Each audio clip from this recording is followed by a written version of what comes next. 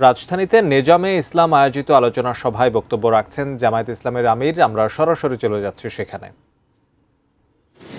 যোদ্ধারা তো মাথা নত করে না অন্যায়ের কাছে। আপনারা বীর হিসেবে দায়িত্ব পালন করেন।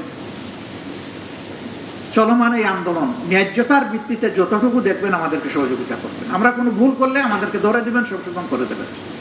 আমরা কথা দিচ্ছি আমাদের সবকিছু জনগণের স্বার্থে। আজকের এই আয়োজনের জন্য বাংলাদেশের অন্যতম প্রাচীনতম সংগঠন, ঐতিহ্যবাহী সংগঠন বাংলাদেশ নেজামে ইসলাম পার্টিকে আমি অন্তরের অন্তঃস্থল থেকে কৃতজ্ঞতা জানাচ্ছি।